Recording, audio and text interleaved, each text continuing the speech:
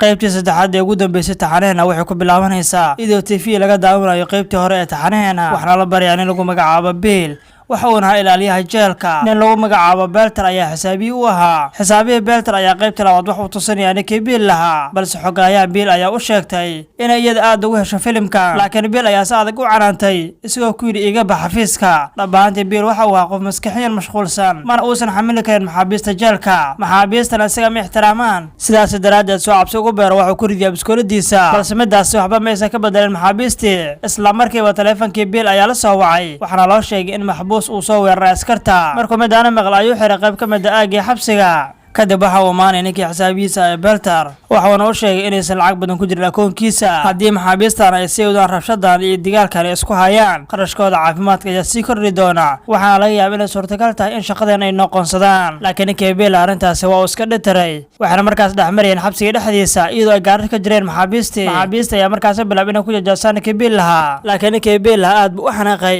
waxaana markaas caadadiisa kala dulacay maxbuus ku jiray xabsiga kaasoo ay aad u dhaawaceen saraakiishii waxaana markaas kor joogay ninkii Bill isagoo markaas fiirinay qaabka dhaawac u soo gaaray waxaana markaan arkay inuu ninkaan ka jab ilaa cududda waxaana markaas la arkay laftiisa maxbuuskiina aad buu xanuunsanay isagoo markaas qeylinayay dhammaan maxaabiista kalena waxay bilaabeen inay markaas ku xadgudbaan ninkii Bill lahaa iyagoo mar labaad bilaabay inay aflagaadeeyaan ninkii Bill lahana waa uu soo laabtay isagoo kusoo laabtay xafiiskiisa aad buu ugu walsanaa caayda ay maxaabiistan u geysanayaan anigu xuseen daawud inuu socodsiin muuqaalka oo la gaar muhiim ay noo tahay haddii aad nagu cusubtaan nagu soo biir waxa markaa ninkii Bill ku fikiraya habab cusub oo lagu ciqaabi karo maxaabiistan laakiin ninkii xisaabiyiisa Belter ayaa midaas ugu digay kadib haweeneydii xogahayiisa ayaa waxay u keenaysaa baakad laga keenay Afrika baakadan waxaa ku jira shay yaab leh kaasoo dareensiinaya ninkaan Bill inuu si awood leeyahay waxaana markaas bilaabay inuu cuno shaygii dhaga kale taleefkii Bill ayaa soo dhacay qof ayaana bilaabay inuu isaga aad ugu hanjabo ninkii Bill wax uu dareemay cabsi laakiin waa uu soo baxay isagoo u maleynaya inuu falkaan geysanayo nin maxbuus ah ugu dambeyntii waxay soo reeyeen maxbuuska iyagoo markaas soo qabtay waxaana bilaabeen maxbuuska inay markaan ciqaamaan oo ay mar wajiga ka saaraan iyagoo bilaabay 3 baaldi oo biyaha oo kulala inay wajiga ugu shubaan midaana waxay keentay in maxbuuska wajigiisa dhamaa u gabto maqaarkiisana uu ku dhago maradeeda dul saaray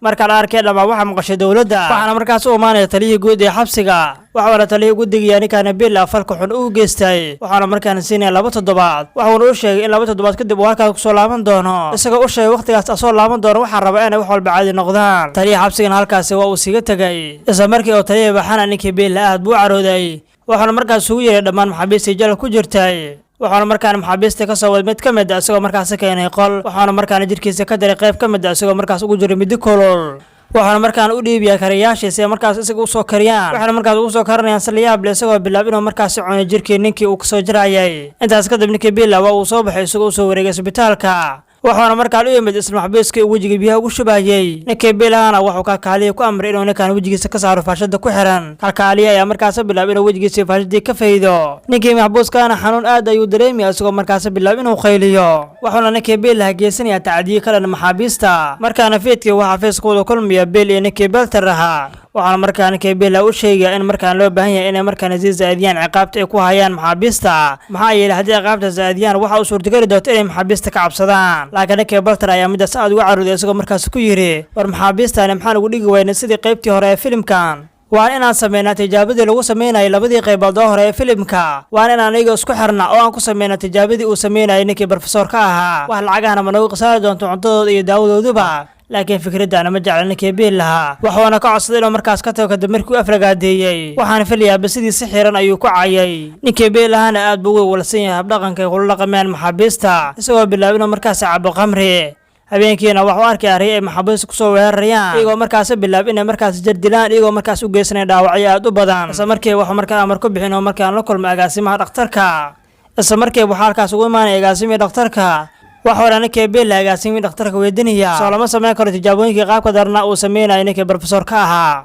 agaasimaha ayaa markaas ku lahayaa midaasi waa suurtagal caafimaad ahaan laakiin waxa loo baahan yahay goob isbitaal oo lagu sameeyo sidoo kale waxa uu sheegay in tijaabadan ay leeyahay halis caabuq aad u xun sidaas daraaddeed dhammaan maxaabiista waa la siiyaa fitamiin markuu midaas maqlay ninkii Bill isla markii waa uu ogolaaday Belterna waxa markaas ku leeyahay ninkii Bill waa in ilka maxaabiista laga saara si afka tobo looga geliyo kadibna waxaanu dhameystiri doonaa tijaabada anagoo markaas isku tali doonaa waxaana sidoo kale laga saari doonaa saadaha jilbaha waana la doodi doonaa si ay markaas u socdaan sida curyaankii oo kale inkastoo aan jidin maqaarkooda dambe waa inaan ku dhijinaa xarkaha maqaarka waxaana qasab isla markaana inaysan waxna bar ah yeelanin biil arrintaas waa ogolaaday laakiin agaasimihii wax u sheegaya in nidaamka fikradooda ay ku yeelan karaan hal shardi oo keliya in dhammaanteen alahankan ay joogi doona inta uu guda jiro howlgalkan laakiin dhakhtarkii midaas waa lagu waafaqay ninkii biilana wuxuu markaan u cayaa kooxdiisii qalliinka sababtoo qalliinka wuxuu bilaabmi doonaan dhowaan laakiin ninkii biila wuxuu markaan ku fikiray inuu filimkan tuso dhammaan maxaabiistii kadibna ku dhawaaqi doono howlgalkan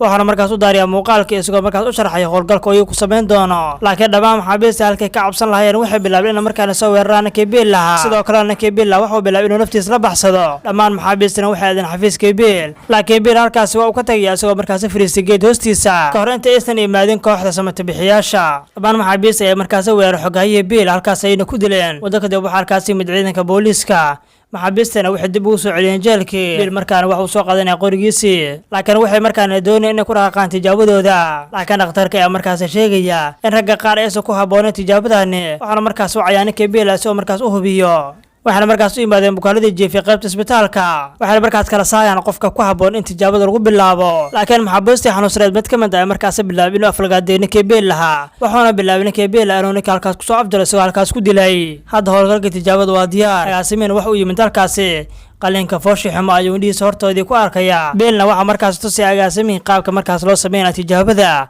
qaabka tijaabada loo sameynayana waxay ahayd qaab aad u foolxun oo markaad arkaysana aad looga cabsanayo tijaabadana waxay ahayd tijaabada ugu foosha xun adduunka agaasimiin markuu midaas arka aad buu u yahay isagoo markaas bilaab inuu matago walla agaasimahan waa anigoo kale maalmo kadib waxaa markaa lagu guulaystay tijaabadii adduunka ugu weynay taas lagu sameeyey bini'aadamka kadibna waxaa halkaas imaanaya taliyihii xabsiga laakiin biil waxa uu tusanayaa dhammaan maxaabiistii oo markaas uu ku sameeyey tijaabadii laakiin taliyihii xabsiga markuu midaan arka aad buu ula yaabay belterna waxaa markaas u sheegayaa taliyihii in ciqaabta lagu sameeyey maxaabiista ayaga ugu badbaadi doonto lacagtooda maadaama aysan uga baxnayn inay cunto cunaan wayna sahlaalaan doontaa in markaas la maariya raashiinkooda sidoo kalena wax dambi ah ma galiyaan inta ay nool yihiin markaa ninkii biilla waxay markaana taliya kusoo dhex wareejinayaan dhammaan maxaabiista ay tijaabadii qaabka dareed ku sameeyeen kadibna ninkii biilla wuxuu sawdaa ninkii taliyaha isagoo markaas keenayay maxaabiistii dilka lagu xukumay ninkii biilla ayaa markaas u sheegay ninkii taliyaha in maxaabiistan ay ciqaabtooda ku dhamaysan doonaan tijaabadan mana jiri doonto waxaana keena calaamad yaryar oo bishimaha iyo dhabarka ugu yaalla oo keliya biil naxariis daradiis awgiisa ninkii taliyaha wuxuu markaana ku xukumayaa dil toogasho ah isagoo markaas bilaaba taliyihii inuu toogto ninkii biilla ninkii xisaabiisii belter ahaa waxaana markaana waardiyaashii kale u sheegaya in fikradooda ay ahayd mid aad u wanaagsan